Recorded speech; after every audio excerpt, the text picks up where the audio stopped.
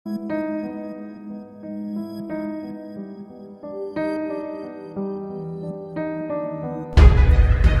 को दर्द नहीं होता। अर्बन न्यूज़ देख रहे हैं आप, मैं हूं गुलशन वर्मा। और जब से वो 22 थप्पड़ नज़र आए एक कैब ड्राइवर को, जब एक लड़की बड़ी बुरी तरह से एक चौराहे पर जहां पर बहुत से लोग मौजूद थे लगातार थप्पड़ मार रही थी, उसके बाद शायद लोगों को ये बात समझ में आ गई है कि भाई मर्द को भी दर्द होता है। मर्द के अंदर भी उतने ही इमोशंस होते हैं जितने एक लेडीज़ के अंदर होते हैं। लेकिन क्या एक लेडीज़ है तो उसको ये हक मिल जाता है कि वो कुछ भी करे, किसी भी हद तक जाए और उसके बाद फिर सीधा बच जाए? बहुत से सवाल हैं। और अगर पुरुषों की बात की जाए तो ऐसा कहा जाता है कि पुरुष को रोना नहीं चाहिए। क्यों कहा जाता है ये नहीं पता, लेकिन मुझे लगता है कि पुरुष को रोना चाहिए ताकि लोगों को पता चले कि दर्द उसे भी होता है। हाल फिलहाल इस मुद्दे से जुड़ने के बाद हमें एक संस्था मिली मेंस कमीशन के नाम से, मेंस कमीशन ऑफ इंडिया, और वो संस्था बहुत बेहतरीन काम कर रही है। राजधानी दिल्ली के मोती नगर इलाके की अगर बात की जाए तो मेट्रो स्टेशन के पास ये संस्था है। और ख़ास बात ये है कि ये उन सभी पुरुषों के लिए काम करती है जो पुरुष प्रताड़ित हैं महिलाओं द्वारा, बहुओं द्वारा, और जिनसे लाखों लाख रुपए ले लिए जाते हैं झूठे केस बनाकर, और जेल भी भुगतते हैं, सज़ा भी भुगतते हैं, प्रॉपर्टी भी बिक जाती है, पैसे भी खर्च हो जाते हैं, बहुत सी चीज़ें होती हैं, लेकिन उनकी आवाज़ पहुंचाने वाला कोई नहीं है। क्यों? उनकी गलती क्या है? क्या वजह है? बहुत सारे सवाल हैं। आज उस संस्था के जो एक पर्सन है मेरे साथ, उनका नाम केडी झा है, और केडी झा हमारे साथ हैं। इन्होंने बहुत सराहनीय काम किया है। केडी जी, पहले तो मैं शुक्रिया अदा करूंगा कि आपने उन पुरुषों की आवाज़ उठाई जिनकी आवाज़ उठाने से लोग डरते हैं। क्यों डरते हैं ये समझ में नहीं आता। वहीं दूसरा सवाल आपसे ये है कि क्या मर्द को दर्द होता है? सर, मर्द को दर्द होता है और बिल्कुल होता है। और मर्द के दर्द की परिभाषा को आप बता नहीं सकते हैं, क्योंकि मर्द हमेशा अपने दर्द को जिम्मेदारियों के बोझ की तरह दबा के रखता है। अपनी माँ की, अपनी पिता की, समाज की, देश की, उसको हर जिम्मेवारी उसके ऊपर थोपी जाती है। और उस जिम्मेवारियों के चक्कर में वो अपना दर्द हमेशा भूल जाता है। वो हमेशा दूसरों के लिए जीता है, कभी पत्नी के लिए, कभी पिता के लिए, कभी बच्चे के लिए, कभी समाज के लिए। लेकिन जब उसकी बात आती है, उसके सम्मान की बात आती है, उसके दर्द की बात आती है, तो ना समाज उसकी सुनता है, ना परिवार सुनता है, ना बीवी सुनती है, ना हम सुनते हैं, ना आप सुनते हैं। जी, नेशनल कमीशन फॉर मैन, जी, ये आप चला रहे हैं? जी, बहुत सारे वॉलंटियर्स भी हैं आपके? जी, हमारे पूरे भारत में लगभग हमारे पास 6000 एक्टिव वॉलंटियर्स हैं। और प्रतिदिन नए लोग आते हैं जो हमसे जुड़ रहे हैं। उन्हें पता ही नहीं है कि मर्द के लिए भी कोई ऑर्गेनाइजेशन है जो मर्द की भी आवाज़ सुनती है। उन्हें लगता है कि मर्द की कोई सुनेगा नहीं। जहाँ भी जाएंगे सिर्फ महिला NGO होती हैं, महिला आयोग है, महिला कौशल है, पुलिस थाने में हर जगह महिला के लिए बना हुआ है। अच्छी बात है, होनी चाहिए। लेकिन मर्द के लिए भी अगर कोई मर्द प्रताड़ित हो रहा है, उसके साथ गलत हो रहा है, उसके साथ अन्याय हो रहा है, तो उसके लिए एक प्लेटफॉर्म होना चाहिए जहाँ आके वो अपनी बात कह सके। तो आप ये बताइए कि आप जो आपका एक मोटिव है, एक एम है, वो बेसिकली क्या है? सर, हमारा एम ये है कि अगर कोई इंसान सिर्फ मर्द होने की वजह से प्रताड़ित हो रहा है, उसकी कोई गलती नहीं है, सिर्फ इसलिए कि वो मर्द होकर पैदा हुआ है, इसलिए उसके साथ समाज जो है एक लिए व्यू रखता है कि ये क्रिमिनल है या फिर इस पे आरोप लगे हैं तो यही गलत है। हम उस अवधारणा को हटाना चाहते हैं। हम चाहते हैं कि ऐसे पुरुष जो पारिवारिक घरेलू हिंसा या दहेज या झूठे बलात्कार या झूठे छेड़छाड़ के मुकदमों से परेशान हैं, उनके लिए हम आवाज़ उठाते हैं ताकि हम उन्हें लीगल हेल्प दे सकें, उन्हें सपोर्ट दे सकें, उनकी काउंसलिंग कर सकें। देखिए, आप जिस तरह से समझ पा रहे हैं कि यहाँ पर मोती नगर में एक ऐसी जगह है, अगर आपकी नॉलेज में नहीं है, कि जहाँ पर वो पुरुष जिनके पास कोई ऑप्शन नहीं रहता, पुलिस भी उन पर हावी हो जाती है, लड़की के घर वाले भी हावी हो जाते हैं, समाज भी उन्हें कहीं ना कहीं बुरा समझने की कोशिश करता है और समझ लेता है, और पैसे वैसे सब खर्च हो जाते हैं, और उसके बाद कोई ऑप्शन नहीं रहता, और लास्ट में ऐसे ही बहुत से पुरुष कुछ ऐसे कदम उठाते हैं कि वो दुनिया से चले जाते हैं। लेकिन अगर वो इस संस्था को जानते हों तो शायद यहाँ आएँ। यहाँ बहुत से ऐसे लोग हैं जो उन्हीं में से हैं जो प्रताड़ित रहे हैं, और ऐसे लोगों से बात करेंगे। थोड़ा और कुछ बताइए कि किस तरह से अब आप काम कर रहे हैं और कितने लोग आपके पास हाल फिलहाल? सर, हमारा नंबर है, हेल्पलाइन नंबर, मैं रिपीट करता हूँ, 9990-588-768। अगर कोई भी प्रताड़ित है और हमारी मदद चाहता है तो हमारी इस हेल्पलाइन नंबर पर हमें कांटेक्ट कर सकता है। हम जितना भी हमसे बन पड़ेगा उसका सपोर्ट और उसका हेल्प जरूर करेंगे। आप करते हैं हेल्प? जी बिल्कुल। किस तरह से हेल्प करते हैं? सर, हम लोग उसको काउंसलिंग प्रोवाइड करते हैं, उसको सपोर्ट प्रोवाइड करते हैं, लीगल हेल्प प्रोवाइड करते हैं, और अगर उसको इमरजेंसी में घरेलू हिंसा की वजह से उसको अपना घर छोड़ना पड़ता है तो इमरजेंसी में हम उसको कुछ दिन का इमरजेंसी स्टे भी प्रोवाइड कराते हैं। जी जिसका नाम हमने दिया है shelter home for male victims of domestic violence. जी, shelter home for male victims for domestic violence, यानी कि जो लोग प्रताड़ित हैं डोमेस्टिक वायलेंस के झूठे केस को लेकर और उनके पास कोई चारा नहीं रहा, वो इनसे कांटेक्ट कर सकते हैं। इन्होंने नंबर अपना बता दिया है। और हाल फिलहाल कुछ लोग हैं यहाँ पर जो ऑलरेडी रह रहे हैं शेल्टर होम में, उनसे बात करने की कोशिश करेंगे। क्या नाम है आपका? मेरा नाम रजत है और मैं भी कुछ केसेस जो हैं वो पिछले 3 सालों से झेल रहा हूँ। मैं एक बेटा हूँ, फेक केसेस झेल रहा हूँ। मैं एक पिता हूँ, मैंने अपने बच्चे को नहीं देखा 3 साल से, फेक केसेस झेल रहा हूँ। और मैं एक पति हूँ जिसके ऊपर ऐसे ऐसे आरोप लगाए गए हैं जो मैंने अपने जीवन में भी नहीं सोचे थे। मुझसे ये सारे फेक केसेस के अगेंस्ट में सेटलमेंट के नाम पे 50 लाख रुपए मांगे गए, जिसमें से 25 लाख रुपए मुझसे एक्सटॉर्ट कर लिए गए। एविडेंस भी दिया गया, लेकिन शायद मैं एक पुरुष हूँ इसलिए मेरे को इंसाफ नहीं मिल पाया अभी तक। सुनवाई कहीं आपने कोशिश की कि किसी को जाके गुहार लगाई जाए? आप किस अधिकारी का नाम, मैं ये सोच रहा हूँ कि मैं किस अधिकारी का नाम लूँ जिसको मैंने अप्रोच ना किया हो। और मतलब हर एक अधिकारी तक मैंने अपनी बात पहुँचाई है, from the IO, SHO, SP, DIG, IG, सबको लिखित में एविडेंसेस के साथ सारी चीज़ें दी हैं, लेकिन उसके बावजूद भी मेरे को इंसाफ नहीं मिला। आप दिल्ली के रहने वाले? मैं दिल्ली का रहने वाला हूं। मेरे केसेस जो हैं वो शामली उत्तर प्रदेश में चल रहे हैं और वहां के आला अधिकारियों समेत मैंने CM ऑफिस में भी चिट्ठी दी थी और PM ऑफिस में भी चिट्ठी दी थी। लगातार ट्विटर, सोशल मीडिया हैंडल्स के थ्रू मैं अपनी बात को उन तक पहुंचाने की कोशिश कर रहा हूं, लेकिन हद तो तब पार हो गई जब मेरे सारे एविडेंस सोशल मीडिया पे देने के बावजूद वहां के अधिकारी मुझे सोशल मीडिया पे ब्लॉक कर दे रहे हैं। अब उस ब्लॉक का कारण मुझे आज तक नहीं पता चल पाया। देखिए, आपको हमने शुरुआत में एक बात कही थी कि मर्द को दर्द होता है। अब ये बात कब समझ में आएगी देश को, ये सोचने वाली बात है। कुछ और लोग हैं, एक और जनाब है मेरे पास। क्या नाम है आपका? मेरा नाम विजय सिंह है। विजय सिंह जी, कहाँ से हैं? मैं दिल्ली से हूँ और वैसे पीछे हम लोग बिहार से बिलोंग करते थे एंड मेरा केस अभी बिहार में ही है। और अगर मैं अपने बारे में बताऊं तो I am child psychologist, educationist और एजुकेशन मैनेजर हूं। बट ये सारी चीज़ें तब लागू होती थी जब मेरे ऊपर कोई केसेस नहीं थे। अब मैं सिर्फ क्रिमिनल हूं और मुझे क्रिमिनल की तरह से ही ट्रीट किया जा रहा है। क्यों क्रिमिनल ट्रीट किया जा रहा है? आई डोंट नो, शायद मेरी वाइफ ने ऐसे ऐसे एलिगेशन लगाए हैं। मेरे माँ बाप भी नहीं है, इसके बावजूद भी मतलब मैं यहाँ अकेला रहता हूँ, मेरे साथ कोई नहीं। इसके बावजूद उन्होंने पैसों के लिए सिर्फ मेरे ऊपर ये केसेस डाले गए। मेरी 11 साल की बेटी है और मुझे सिर्फ उसी की फ्यूचर की चिंता है जिसके बारे में उसने कभी सोचा नहीं है। क्या नाम है आपकी बेटी का? उसका नाम वैष्णवी है। मुझे वहाँ से फरार घोषित कर दिया गया है। कब मिले थे आप? मुझे लगभग 1.5 साल के आसपास हो गए। मैंने उसकी लास्ट आवाज़ या उसकी शक्ल नहीं देखी है। कितनी उम्र है वैष्णवी की? 11 साल। 11 साल की? जी, 11 आप साल। उससे नहीं मिल पाए? नहीं मिल पाया, जबकि वो एक जीनियस किड है। अब आप इसी से अंदाज़ा लगा सकते हैं कि she has got award from Airtel as a genius girl के नाम से। तो अब आई डोंट नो, मतलब याद आती है, मुझे बहुत याद आती है। देखिए, बहुत सारी चीज़ें हैं, बहुत सारे लोग हैं जो लगातार जुड़ते हैं। आपका नाम क्या है? मेरा नाम राकेश शर्मा है। राकेश जी, कहाँ से हैं? मैं दिल्ली से हूँ। पहले से हैं जी। क्या दर्द होता है? मैं बेसिकली अपनी बीवी के कानून के मिसयूज से प्रताड़ित हूँ। मेरे ऊपर झूठे 498, 354, 34 DV ये सब फेक केसेस लगाए गए हैं क्योंकि मैंने उसकी अनजस्टिफाइड डिमांड्स को डिनाई कर दिया था। उन लोगों ने हमसे 20 लाख रुपए मांगे रिश्वत देके उसकी गवर्नमेंट जॉब लगवाने के लिए। हमने मना कर दिया। मेरे ससुराल वालों का बहुत ज़्यादा इंटरफेरेंस था मेरे घर में। हमने उनसे बहुत बैठ के बात करने की कोशिश करी, कुछ रिजॉल्व नहीं हुआ। शादी के 1.5 साल बाद अचानक दहेज के केस में मुझे फंसा दिया। मेरे फादर के ऊपर मोलेस्टेशन चार्ज लगा दिए। मैंने सब जगह कंप्लेंट्स करी, PM, CM, हर तरीके से कोशिश करके कि FIR रुक जाए, मेरी मैरिड सिस्टर को इन्वॉल्व ना किया जाए, मेरे पूरे परिवार को इन्वॉल्व कर लिया गया। इन्वेस्टिगेशन के नाम पे पुलिस कुछ नहीं कर रही, मेरे कोई एविडेंस नहीं ले रही। मैंने हर तरीके से रिक्वेस्ट करी मेरे एविडेंस लीजिए क्योंकि ये फेक केसेस है, मेरे पास सॉलिड एविडेंस है। पर वो कह रहे हैं हम सिर्फ लड़की की आयु है, हम कुछ नहीं कर सकते कोर्ट में अपने एविडेंस देना। तो एविडेंस भी लेने को तैयार नहीं? नहीं, बिल्कुल नहीं। क्या मानते हैं इसके पीछे की वजह? बेसिकली यही है कि लड़की का स्टेटमेंट माना जाता है कि लड़की ने जो बोल दिया उसी को सच मानते हैं। आप अपना सब कुछ कोर्ट में प्रेजेंट करिए, हम लोग बेबस हैं, हम लड़की के सुनने के लिए बैठे हैं।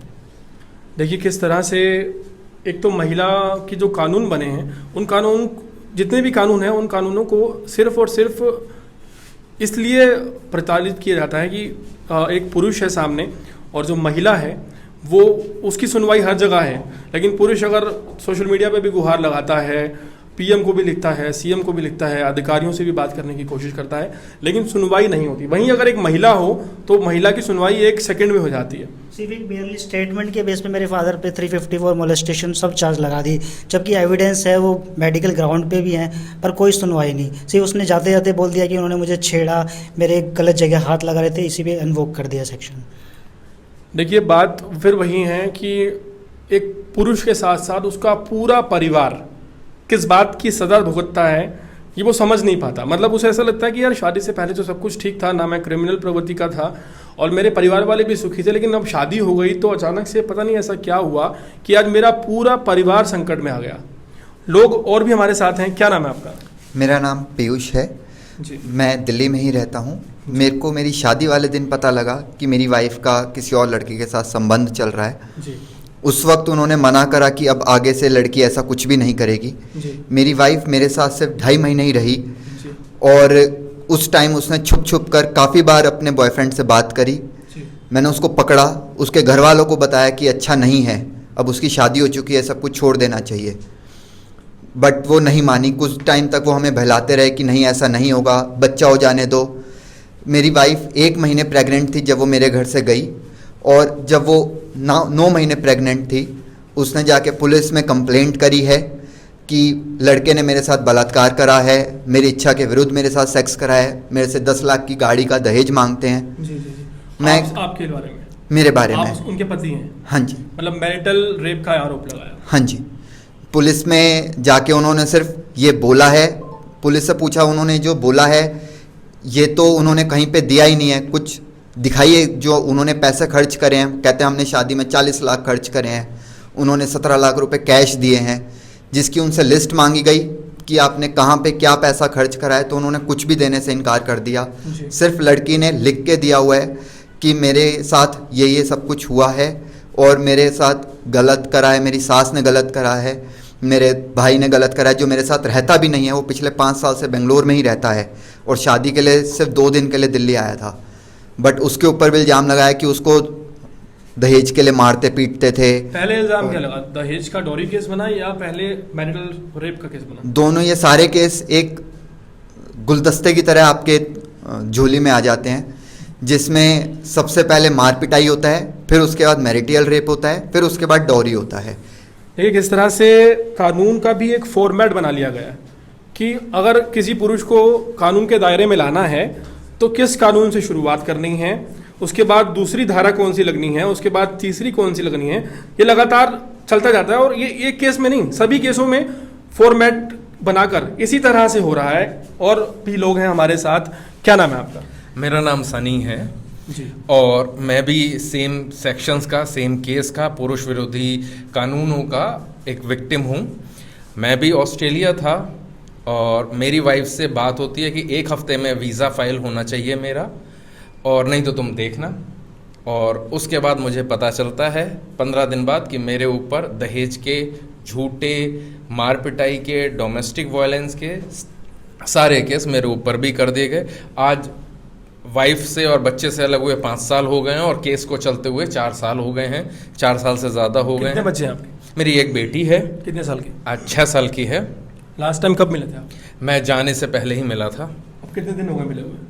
अब नहीं, देखने को भी नहीं मिलती, वो उसी के साथ में है। और इस चीज़ का है कि वो अगर कहीं कोई चीज़ करो तो कभी वो बेटी को कुछ करने का एक डर बना हुआ है कि अगर बेटी के लिए कुछ बात कहेंगे तो वो जरा सी देर में दूसरे सेक्शन का यूज़ करते हुए 4 सेक्शन और लगा देगी कि भाई बेटी को किडनैप कर रहे हैं या कुछ और कर रहे हैं। तो इसका भी एक डर बना रहता है, क्योंकि सेक्शंस होने के बाद भी उनका यूज़ ना तो पुलिस वाले करते हैं ना ही वकील करते हैं। सब लड़कियों के साथ में खड़े रहते हैं, लड़के को एक बकरा समझ के काटते रहते हैं, चाहे पैसे से लेके हो, चाहे उसके एफर्ट से लेके उसके करियर से, किसी को कोई परवाह नहीं है। सिर्फ और सिर्फ उनको अपना मोटिव दिखता है कि कैसे भी लड़के से फाइनेंशियल सपोर्ट उनको मिलता रहे। लड़के की लाइफ स्पॉइल हो जाती है, बच्चे की लाइफ स्पॉइल हो जाती है इन सेक्शंस की वजह से, उसकी किसी को कोई परवाह नहीं है। देखिए कितना भयानक है ये सब, कि किस तरह से एक पुरुष होना ही काफ़ी है आपके लिए, आपको प्रताड़ित करने के लिए इतना काफ़ी है कि आप एक पुरुष हैं, और उसके बाद फिर आपके साथ क्या होगा आप सोच नहीं सकते। एक साहब हो रहे हैं, क्या नाम है आपका? मेरा नाम अमित है और मैं दिल्ली से हूँ। जी।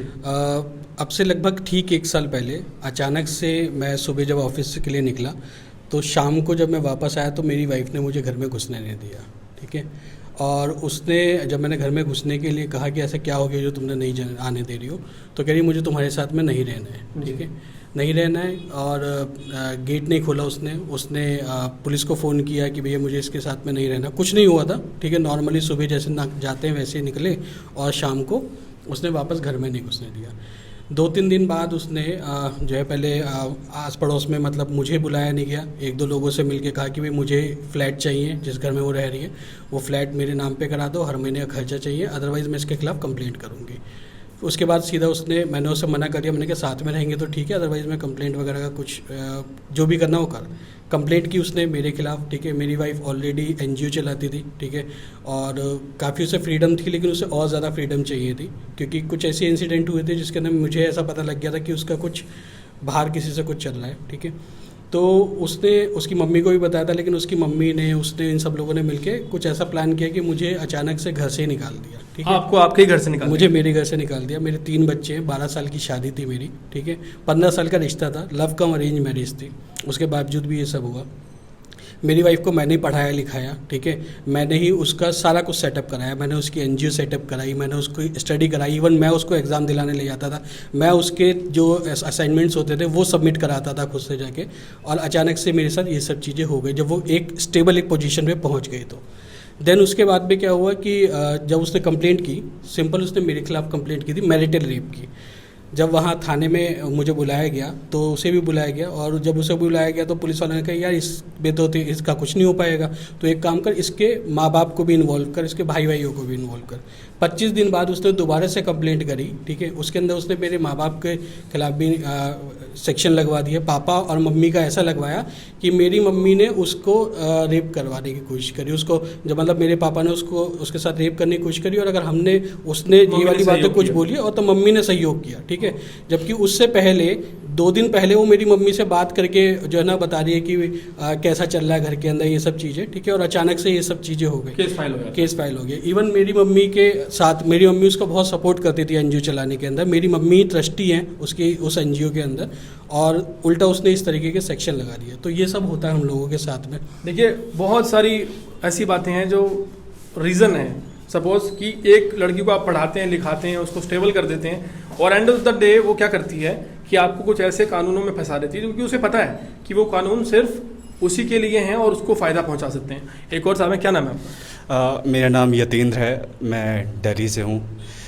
जैसे आपने कहा कि मर्द को दर्द नहीं होता है, तो मैं यही कहना चाहूँगा आपको कि मर्द को बहुत दर्द होता है, बहुत दर्द होता है मर्द को, मर्द बयान नहीं कर पाता। मुझे बहुत दर्द होता है, मैं अपने बच्चे से नहीं मिल पाता, 2.5 साल हो गया मैं अपने बच्चे से नहीं मिल पाता। क्यों? क्योंकि मेरी जो वाइफ है वो बच्चे से मिलने नहीं देती। मेरा बच्चा मुझे बोलता है कि पापा मेरे को आपके साथ चलना है, जब बीवी को बोलो तो बोलती है कोर्ट से ऑर्डर लेके आओ। क्या हमने शादी कोर्ट से पूछ के करी थी? बहुत दर्द होता है जब मेरी माँ को ना इन झूठे केसों में घसीटा जाता है। बहुत दर्द होता है जब पुलिस वाला कहता है कि तुम्हारे घर वालों को अंदर कर देंगे। बहुत दर्द होता है जब ये सारी चीज़ें चेंज करते हैं, अपने स्टेटमेंट चेंज करते हैं। एक जगह बोला कि इन्होंने शादी में 40 लाख खर्चा करा, एक जगह बोला कि 7 लाख खर्चा करा। मेरी 2 साल के अंदर 50 पुलिस कंप्लेंट की गई। मेरी पूरी वर्क लाइफ बैलेंस इन्होंने डिस्ट्रॉय कर दी। रात को 1-1 बजे तक मैं पुलिस वालों के साथ में रहा। बहुत दर्द होता है मर्द को, और ऐसे ही होता रहेगा जब तक कि कुछ चेंजेस नहीं करेंगे। मेरी सिर्फ इस मीडियम के थ्रू यही रिक्वेस्ट है कि कोई भी इसको देख रहा है, सुन रहा है, समझ रहा है, तो प्लीज़ आप कुछ करें। आपको लगता है इन केसेस को स्ट्रेंथन करना चाहिए, स्ट्रेंथन कीजिए। आपको लगता है कि लोगों के साथ गलत हो रहा है तो उसको कुछ कीजिए। मेरी रिक्वेस्ट है आप सब लोगों से। देखिए बयान नहीं किया जा सकता, कहते हैं ना दर्द जिसको होता है वो वही जानता है। हम कह सकते हैं कि हाँ तेरा दर्द मैं समझता हूँ, लेकिन जिसको दर्द हो रहा है ना, एक्चुअल में दर्द उसी को हो रहा है और वही जानता है कि उसको कितना दर्द हो रहा है। बहुत लोग हैं जो लगातार जुड़ते हैं और अपनी बातें बताते हैं। मैं लगातार कोशिश करूंगा कि लोगों से जुड़ता रहूं। और एक साहब और हैं जो कुछ बताना चाहते हैं, बताइए। हाँ जी बताइए। मेरा नाम दीपक है जी। और मेरी वाइफ ने अभी 498 का केस किया है, तो मुझे ज़्यादा पता नहीं है अभी मेरे पे और कौन कौन से एलिगेशन लगाए गए हैं। तो अभी तो खाली मुझे एफआईआर की कॉपी कहाँ से हैं आप? मैं दिल्ली से ही हूँ, उन्होंने से। तो अभी तो खाली मेरे मदर के ऊपर, मेरे दोनों ब्रदर के ऊपर, मेरे फादर के ऊपर दहेज मारपीट और जेवर नहीं पहने देते, झूठे मुकदमे, जबकि हमारे पास सारे फ़ोटो हैं, फंक्शन में जेवर पहनती है, सब पहनती है, फिर भी हम झूठे केस लगाए गए बहुत सारे। और अब मुझे पता भी नहीं है कि कौन कौन से और एलिगेशन लगाए गए हैं। अब क्यों लगाए गए? कुछ नहीं, ऐसी बात नहीं कि वो बार बार मायके जाना फ्रीडम, बस उसकी मेरे सास के घुटनों में थोड़ी प्रॉब्लम है, तो वो चाहते कि बस उसकी माँ बार बार इतना इंटरफेयर है हमारी लाइफ में कि बार बार मायके बुलाती है। साल में 2 साल शादी को हुए थे, साल में 1 साल से ऊपर तो मायके रही वो। तो मतलब बीच में जैसे कभी आरोप लगाए जाते हैं तो आपने कुछ गलत भी किया अपनी वाइफ के कुछ नहीं, कभी 3 महीने रोक लिया, बस मुझे यही ऑब्जेक्शन था कि जाओ ठीक है, पर डॉक्टर के पास जाओ, मतलब बेटी को क्यों बुलाते हो इतना। कभी 3 महीने रोक लिया, कभी 18 दिन, कभी 28 दिन, मतलब कोई लिमिट नहीं। और बोलो तो फिर लड़ाई झगड़ा करने के लिए। और मुझे घर से अलग करना चाहती थी, मेरी इतनी सैलरी है नहीं कि घर से अलग करो और वहाँ फिर मतलब फ्रीडम हो जाए कि जब मर्जी मायके जाए, जब मर्जी आए। और ये सब चलते चलते और जब ऑब्जेक्शन किया तो हमने भैया दूध पे भेजा था, उसके बाद से वो आई नहीं, और उसके बाद उसने हम पर केस कर दिया। देखिए बहुत सारी कहानियां हैं और हाल फिलहाल समय थोड़ा हमारे पास कम है, लेकिन आपसे एक वादा कर रहे हैं कि ये जितने भी लोग यहाँ पर हैं और जितने और लोग आएंगे, सभी की पूरी कहानी A to Z कोशिश करेंगे कि पूरी कहानी बताएं, और A to Z शुरू से लेकर एंड तक जितना भी उनके साथ बीती, क्या हुआ, कैसे गलत हुआ। और देखिए यहाँ पर वो मर्द हैं जिनके ऊपर जेंडर के बेसिस पर गलत हुआ है। उनके ऊपर इसलिए गलत नहीं हुआ क्योंकि वो पुरुष हैं या फिर वो एक पति हैं, जेंडर, जस्ट जेंडर, कि वो एक पति हैं तो एक पत्नी ने उनके साथ गलत किया है। उनकी बहन भी है, उनकी बहन को भी जेल हो जाती है। माँ है, माँ क्या माँ वुमेन नहीं है? क्या बहन वुमेन नहीं है? पिता हैं, बुजुर्ग हैं, जेल में हैं। क्यों जेल में है उन्हें नहीं पता। गलती क्या है? शादी कर ली। गलती क्या है? एक लड़की पर विश्वास कर लिया कि वो आएगी और घर को स्वर्ग बना देगी, लेकिन वो लड़की घर पर आती है और पूरे परिवार को फंसा देती है, क्योंकि उसे पता है कि कानून सिर्फ उस लड़की की सुनेगा। उसे पता है कि जो मर्जी कर लिया जाए, उसको कोई सजा नहीं होने वाली, सिर्फ और सिर्फ लड़के को ही गलत समझा जाएगा, चाहे फिर वो मैरिटल सेक्स हो या फिर किसी भी चीज़ को आप मान लीजिए, डॉरी हो। और जैसा कि इन लोगों ने बताया कि शुरुआत होती है मारपीट के चार्ज से, कि डोमेस्टिक वायलेंस हो गई। डोमेस्टिक वायलेंस से केस बढ़ता हुआ एक फॉर्मेट की तरह चलता हुआ मैरिटल सेक्स पे आ जाता है, फिर उसमें और बहुत सारी धाराएं जुड़ जाती हैं और पुलिस भी एक तरफा ही काम करती है। और पूरे प्रशासन की अगर बात की जाए तो कभी नहीं पूछा जाता एक मर्द को कि भाई वाकई में गलती है या फंसा दिए गए हो। सर मैं इसमें कुछ कहना चाहता हूँ। मैं इसको क्लोज करते हुए ये कहना चाहूँगा कि हम लोग जितने भी लोग यहाँ पे खड़े हुए हैं उन पे अक्सर जो चार्जेस लगते हैं वो डोमेस्टिक वायलेंस के लगते हैं। फैमिली को इन्वॉल्व कर लिया जाता है, मैरिटल रेप के केसेस हम लोगों के ऊपर फाइल करे जाते हैं। मैं क्लियरली एक स्टेटमेंट देना चाहता हूँ, यहाँ पे खड़े हुए जितने भी लोग हैं हम सारे अपना लाई डिटेक्टर टेस्ट देने को तैयार हैं, लेकिन एक बार जिन्होंने एलिगेशंस लगाए हैं वो अपना लाई डिटेक्टर टेस्ट देने को तैयार हो जाएं। मैं खुद वॉलंटरली, अगर मेरी वाइफ ने मुझे अक्यूज किया अटेम्प्ट ऑफ मर्डर के लिए, जो कि एक झूठा चार्ज है, मैं आज आपके सामने और आपके चैनल के माध्यम से क्लियर कट कहना चाहता हूं, अगर मैं लाई डिटेक्टर टेस्ट में फेल होता हूं या हम में से कोई भी फेल होता है, मैं इनको भी साथ लेके ये बात कहना चाहूंगा, मेरे ऊपर 307 के चार्जेस हैं। अगर मैं लाई डिटेक्टर टेस्ट में फेल होता हूं तो मैं वॉलंटरली फांसी चढ़ने को तैयार हूं। हालांकि उसमें सजा सिर्फ 7 साल की है, जो 307 का मुकदमा दर्ज हुआ है, लेकिन अगर वो इसमें फेल हो जाती है तो क्या उसको फांसी दी जाएगी? क्या कोई लड़की अगर मैरिटल रेप के चार्जेस या एलिगेशंस हमारे ऊपर लगाती है, वो लाई डिटेक्टर टेस्ट में फेल हो जाती है, तो क्या उसको उतनी सजा दी जाएगी? ये सजा नहीं मिलेगी उस लड़की को कभी भी। क्यों? क्योंकि वो एक लड़की है और हम एक पुरुष हैं। हम ये झेलते रहेंगे और सालों साल झेलते रहेंगे। देखिए, जब ऐसी कहानियां आप सुनते हैं और दर्द बयां करते हैं लोग, तो समझ में यही आता है कि अभी तक कुछ नहीं हो पाया और कितने सारे लोग हैं उनको फंसाया गया झूठे केसों में और लगातार फंसाया जा रहा है। रोज ऐसा हो रहा है। हालांकि हम उस चीज़ को डिनाई नहीं करते, जो लड़कियों के साथ गलत हो रहा है वो गलत हो रहा है, उनका सभी विरोध करते हैं। यहाँ पर खड़े सभी लोग उसका विरोध करते हैं। अगर किसी बच्ची के साथ गलत होता है, किसी लड़की के साथ गलत होता है, सब विरोध करते हैं। लेकिन जो इनके साथ हो रहा है उन्हें कौन दिखाएगा? और सबसे बड़ी बात है कि अब बदलाव आएगा। अब बदलाव आप लोग लाएंगे, सोशल मीडिया हो, जैसे भी हो, आप बदलाव लाएंगे, इन लोगों की फाइनेंशियली हेल्प करनी है, कैसे करना है, इनको कैसे बचाना है, ये आप डिसाइड करेंगे और आप अपनी राय भी जरूर देंगे कि इस पूरे मुद्दे पर आपकी क्या राय है। अर्पण न्यूज़ से मैं हूं गुलशन वर्मा और साथ में एक बार लास्ट में बात कर लेते हैं जो यहाँ के कर्ता धर्ता हैं केडी झा जी से। केडी झा जी, क्या मैसेज देना चाहेंगे? सर, मैं यही कहूँगा कि सिचुएशन बहुत गंभीर है, लेकिन फिर भी मैं सबको संदेश दूंगा कि डरने की जरूरत नहीं है। किसी भी पुरुष के साथ ऐसा होता है तो हमसे जुड़े। लड़ाई थोड़ी मुश्किल जरूर है, पर अगर आप निर्दोष हैं तो अल्टीमेटली आपको न्याय जरूर मिलेगा, देर से ही सर पर मिलेगा। इसीलिए किसी को आत्महत्या करने की जरूरत नहीं है, किसी को इतना एक्सट्रीम सोचने की जरूरत नहीं है। किसी भी के साथ अगर इस तरह की हरकत होती है तो आप हमारे टच में आइए, हमें कांटेक्ट कीजिए, हमारे पास आइए, हम आपकी जरूर मदद करेंगे। अपना नंबर एक बार दोबारा बता दीजिए। मेरा नंबर है 9990588768। ये नंबर रट लीजिए, अगर परेशानी होती है, गलत केस में आपको बचाया जाता है। और आपको साफ बता दें कि अगर आप क्रिमिनल हैं, अगर आप गलत इंसान हैं, तो ये आपकी हेल्प नहीं करेंगे। ये चीज़ मैं यहाँ पर आके जांच चुका हूँ एज अ जर्नलिस्ट कि अगर आप गलत हैं तो आपकी मदद नहीं करेंगे ये। जब इन्हें लगेगा कि आप ठीक हैं, आपके साथ गलत हो रहा है और वाकई में आप अपराधी नहीं हैं, तो ही आपकी हेल्प की जाएगी। लेकिन बात वही है कि अभी संगठित होने की ज़रूरत है। आप किसी भी शहर में रहते हैं, दुनिया के किसी भी कोने से ये हमारी रिपोर्ट देख रहे हैं, आप जुड़िए, क्योंकि संगठित होना बहुत ज़रूरी है। जब तक आप इकट्ठे नहीं होंगे, इसी तरह प्रताड़ित किए जाते रहेंगे। और मैं धन्यवाद करता हूं हाल फिलहाल आपकी पूरी टीम का और आपका कि आप लोग ये एक अच्छा इनिशिएटिव ले रहे हैं, क्योंकि बुरा करने से भी बुरा क्या है, बुरा सहना और बुरा होते हुए देखना तो हम भी नहीं देख पाए। और मैं चाहूंगा कि आप भी बुरा होता हुए ना देखें। कोई भी मर्द आपके पहचान में है जो कि इसके साथ गलत हो रहा है, आप अर्पण न्यूज़ की टीम को बताएं और अदरवाइज इन्हें बताएं, नंबर आपके पास है। हम जितनी मदद हो सकेगी करेंगे और एक दिन बदलाव जरूर आएगा। और बस इसी बात से एंड करूंगा कि हम होंगे कामयाब एक दिन। तो बहुत धन्यवाद।